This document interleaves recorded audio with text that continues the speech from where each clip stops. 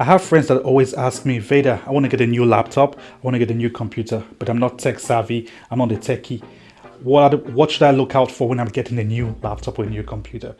Well, today that's what we'll be talking about. Welcome to the show, GVETech. I'm GVEder. Let's get to it.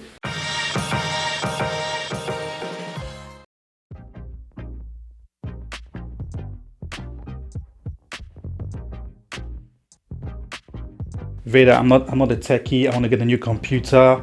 There's so many things that I don't understand. Can you give me some advice on how to get a computer? What should I look out for? So today I'm just going to give you a few points that you should consider when you're getting a new laptop or computer. The first point will be you have to decide what you want to accomplish using this device. What's your aim of getting this device? What do you want to use it to do? So do you want to just send emails, do basic office tasks like use Microsoft Office, so Word, PowerPoint, Excel, spreadsheets, and so on, and you want to just consume content? You want to browse the web, you want to watch videos, listen to music? There's a specific type of computer that you can get for that. There are different specifications that you can get for that. If you want to do game development, graphic design, video editing, movie editing, there's a different specification that you need to get for the computer that you want to have, and so on and so forth. So if you want to play high-end games, you want to do high-end gaming, there's a specific specification for the computer that you need to get. So once you've decided what you want to do, it's easy. You know, okay, this is what I want to accomplish with the computer. The next step will be the specifications. So on the specifications, I'm just going to be talking about different things that are key. The first is operating system. So that's the OS. The operating system is basically the software that is like the engine. That's the underlying software that all other applications will be running on, that enables all the other applications to run off it. And there are three basic OSs in the world today that are predominantly used in computers. They are Microsoft Windows, Apple Mac OS, and Linux. So, and under Linux you have Ubuntu. Ubuntu is the most widely used variant of Linux. That's for hardcore techies and nerdies to use. But now, there are different reasons why you want to choose each of these operating systems. Maybe you've grown up using Windows, so you're familiar with Windows and it's the easy way to go. Or you've grown up or you're accustomed to using Mac OS, then you could go the way of Mac. All of them have their advantages and disadvantages. Although they are similar, they are different in some aspects in terms of the way you interact with files, do file transfers, and then open and close folders, and so on and so forth. So once you've decided on the operating system, the next would be your RAM. What is a RAM? RAM is the memory, basically. The easiest way to describe RAM would be to use, let's say I have a whiteboard, a 1 square meter whiteboard, and I'm writing on the board. It gets to a point I can't write anymore. I fill up that board and I need to write some more.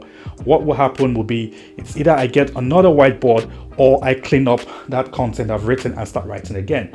Alternatively, I can get a bigger board, just get a bigger board from the start. So basically, bigger RAM means you can do a lot more things than you would do on a computer with a small RAM. It just means that you can run more tasks on the computer per time at any given time, as opposed to not being able to do that. So you can listen to music, edit a file, watch videos, type, edit a video at the same time on a computer with a large amount of RAM. So that's basically what you need. So the base RAM I would suggest that you get today, 2021, would be 4 gig. 4 gig is the bare minimum. At least with 4 gigabytes of RAM, you can send emails, you can watch movies, you can browse the web, you can consume content. But if you want to do graphic design, you want to do video editing, then you have to step it up a notch to 16 gig, 8 gig minimum, or 32 gig. You want to play video games, we're looking at 32 gig, 64 gig. And that's the way to go with those. So you've decided on that, and with each of these specifications I've talked about now, it comes with a price. So the higher you go with the size of the RAM, the more expensive it gets. Now that we've decided on the RAM, that's the memory, we are going to go to the storage. So storage is just basically talking about how many files you can put, what's the volume of files I can store on this device. So the base minimum today is 256 gigabytes of storage. Back in the day, we used to have, my first desktop computer was 4 gigabytes of RAM. Today, just watch, I'm wearing is 4 gigabytes. So imagine how far we've come. But then 256 gigabytes is okay for you. There are some budget computers, laptops that even come with 500 gigabytes and even 1 terabyte. So that means you can store more on it. Alternatively, if the price is too expensive for you to get onboard storage, you can get external storage, so that you can get so in that case you can get an external drive that you can connect to it. But then beware, because you now have to use a dongle to connect, and there's a bit of inconvenience, but it's just up to you. It's your money, you know how you want to spend it. So now that we've talked about storage, the next thing we're going to talk about would be upgradability. So how easy is it to upgrade the system, because it's an investment you're basically doing. So you have to decide, okay, if I'm getting a budget computer, is it upgradable?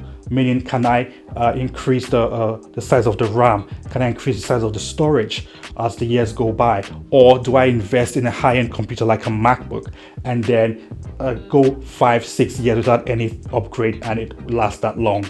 Back in the days, I grew up using Windows, but then I transitioned to Mac, and the Macs were Apple was really ahead of the pack at that time. That was 10 years ago. But today I can say they are the same. If I can use any, I can use a Windows, I can use a MacBook, whatever, but they are basically the same. You have high-end Windows computers that can blow the MacBook out of the water. So it's basically, then they come at a premium cost. So it's up to you. Do you want to get a premium laptop or computer that will last you 6-7 years, or you want to upgrade every 2-3 years? So it's just up to you about that. And the next thing you have to consider is the applications you want to use on a computer. So if you're getting a computer because you have a particular application in mind, so let's say you want to go into 3D rendering and so on, they are base requirements for you to use that software. Don't think you can just go out and buy any computer and then run any software on it. No, it's not going to work. So if you're getting a MacBook, make sure that the software you want to run on them is actually available for the Mac OS. If you're running Windows and the software you want to run is not available on Windows, then there's no point in getting that computer. So basically, just check, do your homework, make sure that the the software you want to run, the applications that you want to run on those computers are compatible with what you're getting in terms of the specifications, the minimum requirements for you to use those software. And then the last thing we're going to talk about is the cost. So the cost is up to you. Like I said before, there are budget computers. Some budget computers go for £300, £350, but you have the high-end computers. A basic MacBook is going for like £1,500, and you can even have some high-end Windows computers going for that amount, even higher. You have gaming laptops going for £2,000, £3,000. Even if you're building, you can get as high as £4,000 to build a solid gaming rig that blows anything out of the water. So it just depends on what you want to do and how much you're willing to invest. But if you have if you're going on a budget, you might even want to consider, okay, do I actually even need to get a laptop? I might just settle for a tablet. And the tablets are really powerful today. The two most powerful tablets, in my opinion, are the Apple iPad Pro, the 12-inch one, and the Samsung Galaxy S7. Those two devices are just fire. You can do anything you want to do with them. So you can use them for the basic tasks, your office tasks. I had a colleague that was running that used basically, it was just using an iPad. That's his daily driver, and he was getting work done. So you can use them for work. You can run Microsoft Office applications on them on a tablet, and it works fine. And you can also even connect a keyboard and a mouse to it to make it function like a normal conventional laptop, but it just depends on what you want to do. So the ball is in your court. So I've said a couple of things here. If you have any questions, leave a comment, ask me questions, and I'll get back to you. Thanks for watching. It's really appreciated. Until next time, like, subscribe, share. Until the next one, be good.